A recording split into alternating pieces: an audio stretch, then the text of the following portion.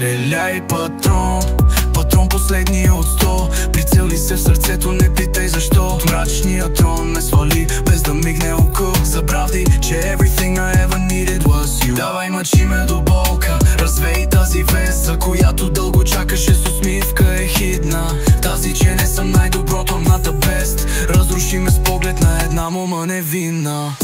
В този мрачен свят търсим светлина, заедно двама да преместим планина. Помежду ни да си изгладим равнина, избягвайки да разпространим тъмнина. Заедно с теб до края на света, така ми каза в сладка неделя. Къде си ти, защо те няма сега?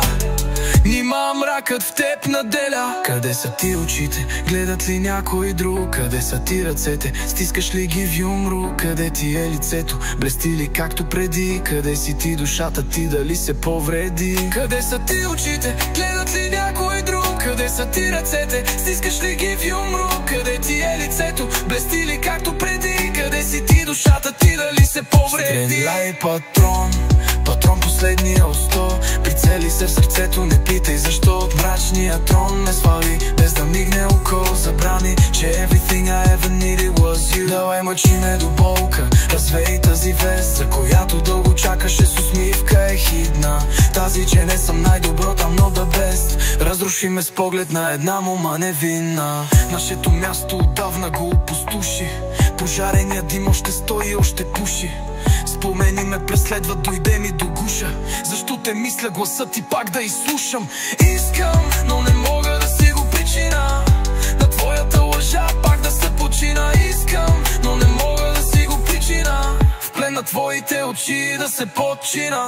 Към небето синьо, нагоре полети, преди бурята раздорна да завали. Защото тя греховете ти ще изчисти и ще се разде мир с порочните ти мисли. Патрон, патрон последния от 100. Прицели се в сърцето, не питай защо. Мрачния трон ме свали, без да мигне око. Забрави, че everything I ever needed was you. Давай, мъчи ме до болка, развей тази вест, за която дълго чакаше с усмивка е хидна. Тази, че не съм най-добро, към not the best. Разруши ме с поглед на една мома невинна. С последния патрон, патрон от злато, изпрати ме обратно в онова блато, където ме намери, откъдето ме извади, само за да може красотата ти да ме удави.